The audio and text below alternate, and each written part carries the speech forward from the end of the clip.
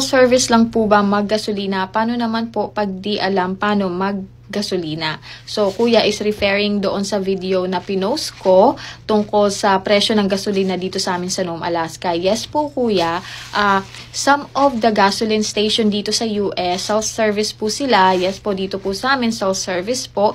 And may nagtatanong din po, paano daw po kami nagbabayad? Pwede kang magbayad direct doon sa pinaka-station, yung credit card. Tapos, pwede ka rin magbayad na pumunta ka dun sa pinaka-store, yung sa cashier, yun, credit card or cash yun. Ngayon, kung hindi mo naman po kaya mag-isa, pwede ka naman po mag-ask ng help sa kanila, i-assist ka naman po nila. And story time tayo, alam nyo ba na natuto ako mag-drive 2016 dito sa US, dito sa Nome, Alaska, kasi tinuruan ako ng asawa ko. But then, it took me a while para magkaroon ako ng confident magpagasolina mag-isa. So, last year lang talaga ako natuto guys, to be honest. Last year lang ako nagkaroon ng lakas ng loob magpagasolina on my own. Kasi usually talaga, most of the time, yung asawa ko yung pinapagawa ko.